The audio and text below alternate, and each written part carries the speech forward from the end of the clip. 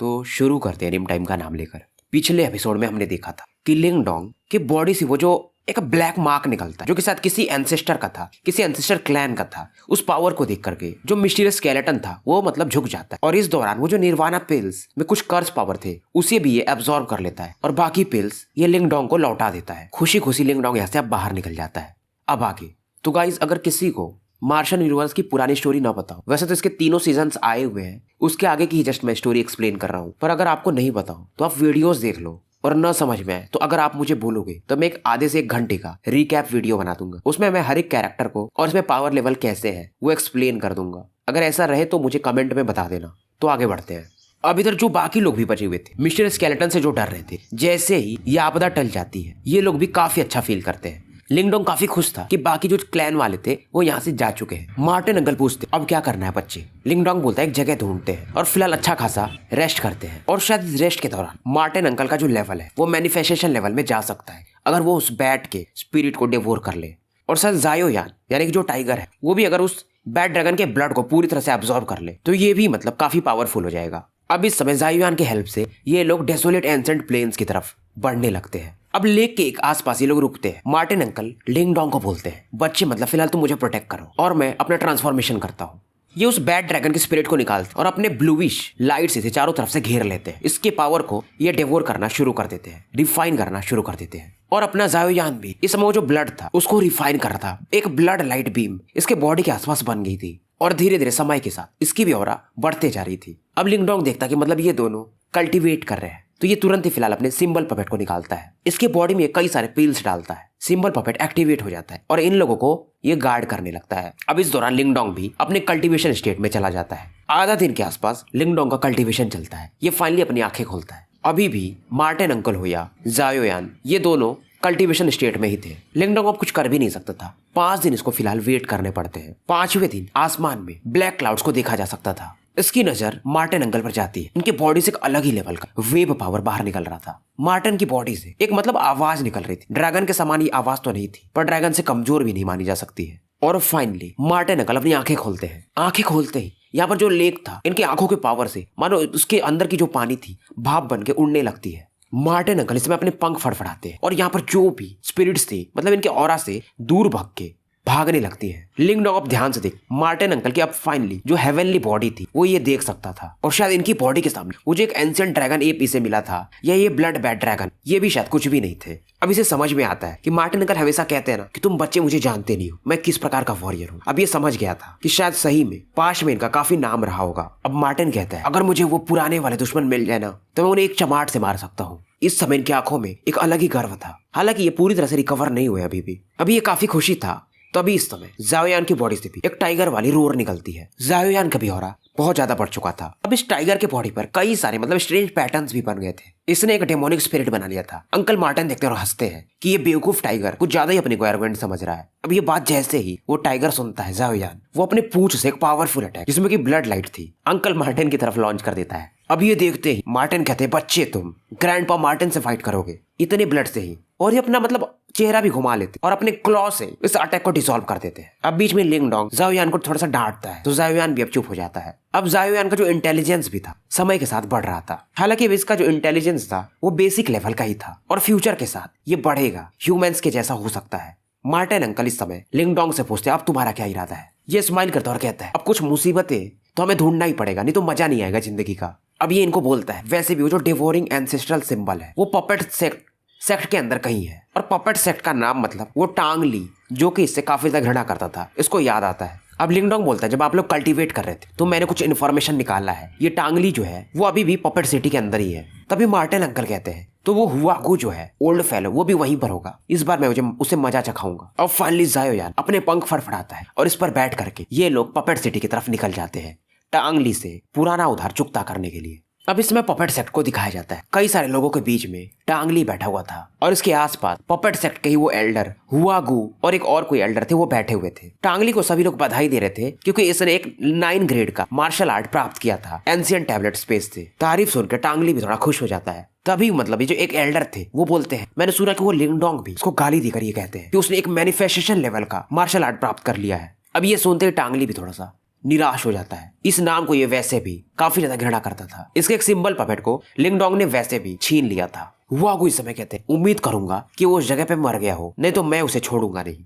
टांगली भी कहता है, अरे वहां से कोई बच ही नहीं सकता है, तो आप टेंशन मत लीजिए। अभी लोग बात ही कर रहे थे, तभी आसमान में एक गर्जन आया, बिजली गड़कने की आवाज सुनाई देती है और कोई कहता है, टांगली तुम्हारा दोस्त मैं आ चुका हूँ, तैयार हो जाओ कुछ घूसे खाने के लिए। अब ये आवाज सुनते ही टांगली हो या हुआगू ये दोनों पहचान जाते और कहते इस बंदे में इतना दम कि हमारे सेक्ट के अंदर आके हमें ललकार रहा है। पर टांगली और ज्यादा आश्चर्यचकित होता है कि ये बच कैसे गया वहां से। अब पपेट सेक्ट के जो भी लोग थे वो डिसाइड करते कि ये अब बच के तो नहीं जाएगा। अब इस समय कई सारे प्रैक्टिशनर जो कि डेविल सेक्ट ब्रांच के थे उनमें से एक देखती है या देखती है मूक यानकिन। ये हैरान हो जाती है कि ये लिंगडोंग यहाँ पर क्या कर रहा है, मतलब ये यहाँ पर मरने के लिए आया है क्या। डेविल सेक्ट वाले शायद लिंगडोंग को काफी मानते थे, ये मूक यानकिन भी मतलब। पर इस समय काफी ज्यादा हलचल भी चल रही थी ग्रेट डेविल सेक्ट में, क्योंकि सबको मालूम था इस बंदे ने हुआगू जो एल्डर है उन्हें भी इंजर्ड किया था। इसने इवन जो वांग क्लैन का जीनियस है वांग यान उसे भी हराया हुआ है, और साथ में इसके पास मैनिफेस्टेशन लेवल का एक मार्शल आर्ट है great dissolution ancient finger attack. बाकी मतलब बाहर के जो लोग थे वो बोलते लगता शायद ये अच्छा मैच होगा,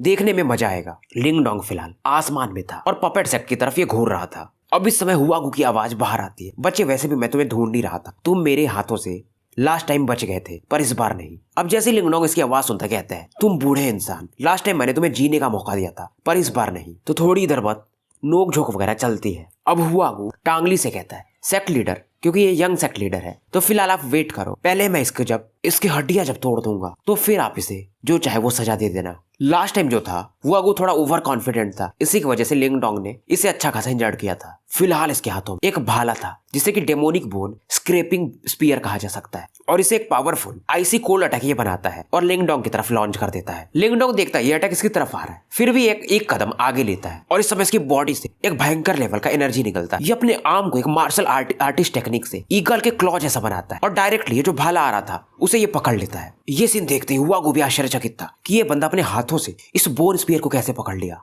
अब ये तुरंत अपने भाले में और भी ज्यादा अपना युवान एनर्जी पोर करने लगता है, पर जैसे इसके भाले की एनर्जी लिंगडोंग के पाम से टकरा रही थी, एक मतलब स्पार्क टाइप का निकल रहा था और लिंगडोंग को कोई फर्क भी नहीं पड़ रहा था, मानो उसको चींटी वगैरह थोड़ी बहुत काट रही हो। और लिंगडोंग इससे कहता, इतने ही टेक्निक से तुम मुझे मारना चाहते हो, और ये तुरंत हुआगू का ये जो स्पीयर था इसे तोड़ देता है। अब हुआगू को समझ में आता है कि लिंगडोंग से जब इसने लास्ट टाइम फाइट किया था तो शायद ये उससे भी ज्यादा स्ट्रॉन्गर हो चुका है, और ये काफी तेजी से पीछे की तरफ हटने लगता है। लिंगडोंग इससे कहता है, अब तुम आ ही गए हो तो जाना कहां पर है। यह अचानक से गायब होकर के हुआगू के सामने प्रकट होता है। हुआगू देखता है अब अपने बचाव के लिए ये एक पावरफुल अटैक फिर से white bone heart shattering palm attack use करता है, और ये जो अटैक था इसने लिंगडोंग के चेस्ट को एम करके किया था। इस अटैक को भी लिंगडोंग एकदम कामली अपने पाम अटैक से डिसॉल्व कर देता है। अब लिंगडोंग कहता है, वैसे भी तुम मेरे हड्डियां वगैरह तोड़ना चाहते थे तो ठीक है, फिर एक पावरफुल अटैक से ही हुआगू पर अटैक करता है, पाम अटैक से, और हुआगू की जो हड्डियां थी वो चरचराने लगती है।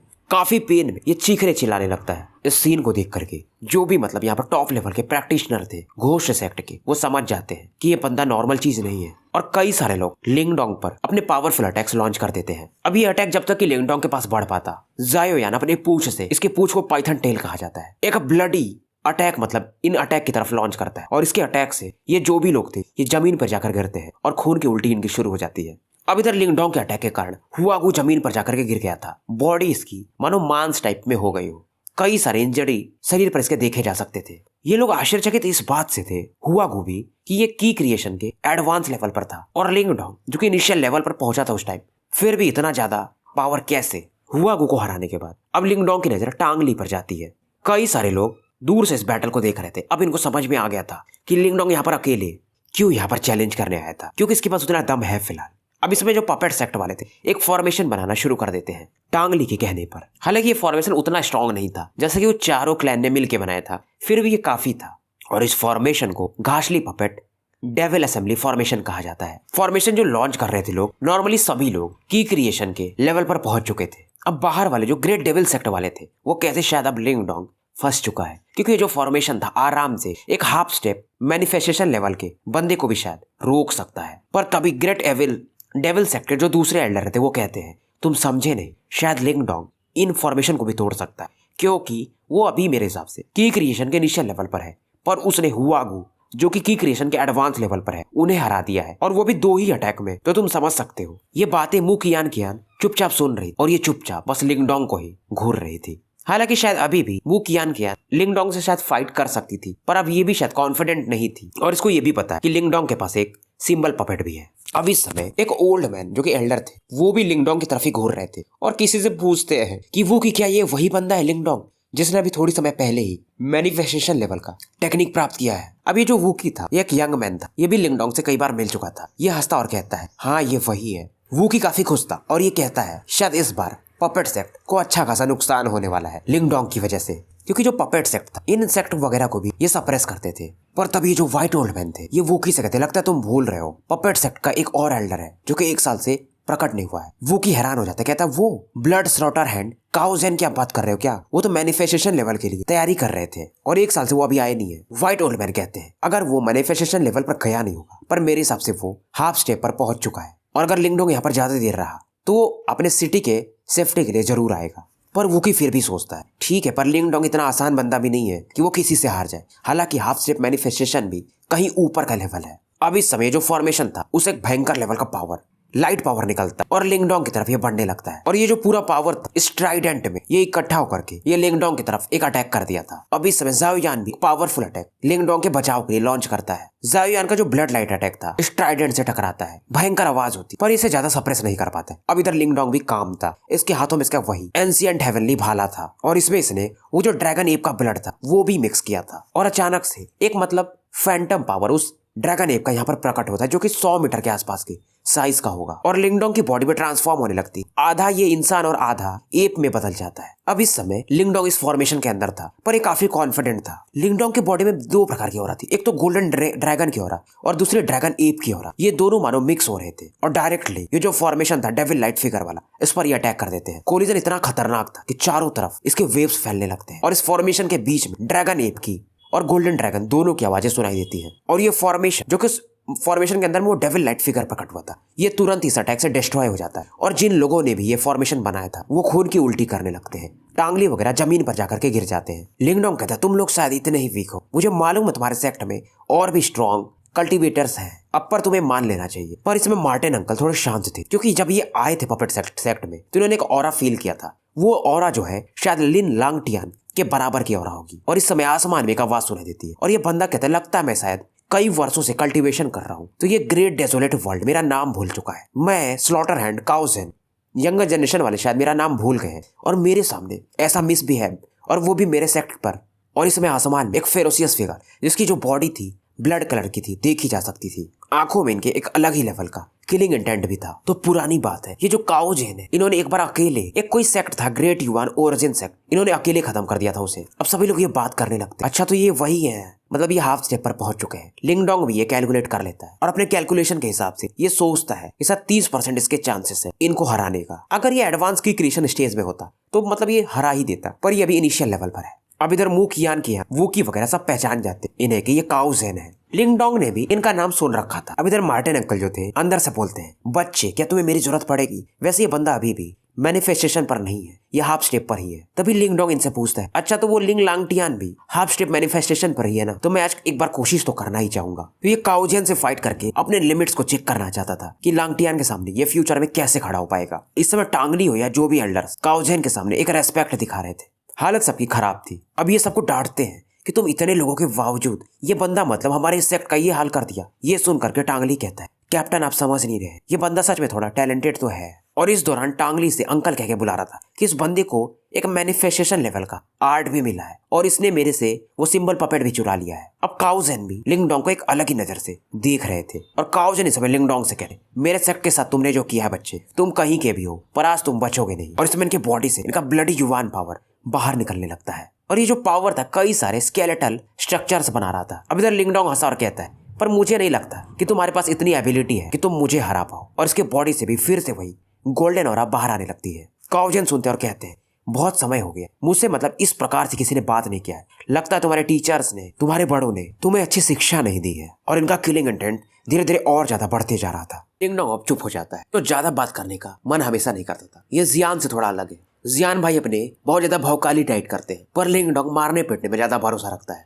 अब लिंगडोंग के बॉडी से जो वो गोल्डन ग्लो निकलता है, यहाँ पर एक प्लेटफॉर्म बन जाता है गोल्डन कलर का। पर काउजन एक ही पंच से लिंगडोंग के इस अटैक को डिस्ट्रॉय कर देते हैं। अब ये कहते हैं बच्चे मैं तुम्हें दिखाता हूँ मेरा ग्रेट डेमोनिक ब्लड डेवोरिंग आर्म। काउजन अचानक से गायब होते हैं और लिंगडोंग के सामने प्रकट होते हैं और तुरंत ही इनके बॉडी से एक खोपड़ी निकलता है, यानी कंकाल वाली खोपड़ी, पर उसमें कहीं ज्यादा पावरफुल ऑरास भरी हुई थी। इस अटैक को ही अपने फिस्ट पर तैयार करते हैं। अभी जो स्कल्स कई सारे प्रकट हुए थे तो इनमें से एक आवाज भी निकल रही थी जो कि मतलब सोल वगैरह को बेचैन करती। टेक्निक्स थोड़ी स्ट्रेंज थी ये। अब इन आवाजों को सुनकर के लिंगडोंग का मेंटल स्टेटस भी थोड़ा सा बिगड़ने लगता है। अब ये तुरंत ही अपने मेंटल एनर्जी को एक्टिवेट करता है। अब इसकी जो मेंटल एनर्जी से कुछ फ्लेम्स निकलते हैं, ये काउजन के इस अटैक से यानी ब्लड आर्म से लगातार टकराने लगती है और तुरंत ही मतलब ये ब्लड स्कल्स एक करके एक डिस्ट्रॉय होना शुरू हो जाते हैं। काउजन आश्चर्यचकित होते हैं और इस दौरान ये लिंगडोंग की तारीफ करते हैं कि मतलब तुम्हारी मेंटल एनर्जी इस लेवल पर है कि तुम मेरे युवान पावर को, इस ब्लडी आर्म को डिस्ट्रॉय कर दे रहे हो। पर काउजन भी इस बार पीछे हटने को तैयार नहीं थे। ये थोड़ा और आगे बढ़ते एक क्लॉ टाइप अटैक ये तैयार करते हैं और इस क्लॉ को लिंगडोंग के वाइटल पॉइंट्स पर एम करके ये लॉन्च कर देते हैं। अब इस अटैक को देख करके लिंगडोंग की बॉडी फिर शीशे के समान चमकने लगती, बॉडी इसकी एक्सपैंड होना शुरू हो जाती है। इस समय अपने बॉडी में जो 3 प्रकार की पावर थी, एक युवान पावर, एक थंडर बॉडी वाला पावर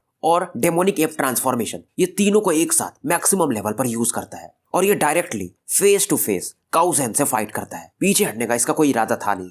दोनों एक दूसरे से फिस्ट वगैरह फिस्ट क्लॉ अटैक फाइट कर रहे थे, मतलब हाथ और घुसे दोनों के चल रहे थे। पर सभी को मालूम क्योंकि लिंगडोंग जो है वो की क्रिएशन पर है तो इसकी एनर्जी जल्दी खत्म हो सकती है, पर फिर भी बराबर का टक्कर ये दे रहा था तो सभी की आंखें या मुंह खुले के खुले रह जाते हैं। पर फाइनली एक पावरफुल एक्सप्लोजन सबको सुनाई देता है और इस अटैक के कारण लिंगडोंग को थोड़ा पीछे देखा जाता है कि पीछे की तरफ गिरता है, हालांकि अपनी बॉडी को स्टेबलाइज करता है। काउजन इससे कहता है मतलब तुम कैपेबल तो हो, पर शायद अब इस इतने राउंड के बाद अब तुम मेरे लायक नहीं रहे। पर फिर भी लिंगडोंग हंस रहा था क्योंकि इस प्रकार के बैटल्स हमेशा से इसको चाहिए थे जिससे कि इसको और ज्यादा मोटिवेशन मिले। अब लिंगडोंग एक कदम आगे बढ़ता है और कहता है तुम्हारा हाफ स्टेप मैनिफेस्टेशन, तुम काबिल तो हो पर शायद इतने ही काबिल हो। और अचानक से ये जो स्पेस था ये डार्क होना शुरू हो जाता है। युवान पावर इसका काफी तेजी से बढ़ने लगता है। काउजन भी हैरान थे कि ये बंदा अपने ऑरा से नेचर में कैसे, इन्वायरमेंट में कैसे चेंज ला रहा है। नीचे से तभी टांगली चिल्लाता है अंकल ये बंदा वो जो मैनिफेस्टेशन लेवल का मार्शल आर्ट था उसे यूज करने जा रहा है। पर काउजन भी कहता है कि बच्चे अगर तुम्हारे पास मैनिफेस्टेशन लेवल की टेक्निक भी हो तो भी आज तुम्हें ये काउजन दिखाएगा कि तुम्हारी टैलेंट भी मेरे सामने कुछ भी नहीं है। लिंगडोंग भी हंसता है और कहता है ये जो आप बोल रहे हो ना उसे करके दिखाओ। लिंगडोंग की आंखों में किलिंग इंटेंट और भी ज्यादा जागता है। आसमान में बिजली कड़कना शुरू हो जाती है और ये वही finally heavenly finger attack, half finger shock the heavens use करता है। तो गाइस स्टोरी यहीं पर समाप्त करते हैं और मिलते हैं फिर शाम में एक नए वीडियो के साथ। अभी मैं थोड़ा वॉइस क्वालिटी पे भी ध्यान दे रहा हूँ तो ऑडियो भी एडिट कर दे रहा हूँ और मैंने फिर से चेक किया पर वीडियोस पे कॉपीराइट आ रहे हैं तो मैं कहीं और से वीडियो निकालता हूँ। एडिट भी कर रहा हूँ तो भी आ रहे हैं और मोस्टली फ्राइडे या सैटरडे से मैं थ्रोन ऑफ सील या जेड डायनेस्टी में से कोई एक शुरू कर दूंगा, पर एक ही उसकी वीडियो डालूंगा 10 से 15 मिनट की। बाय, फिर मिलते हैं।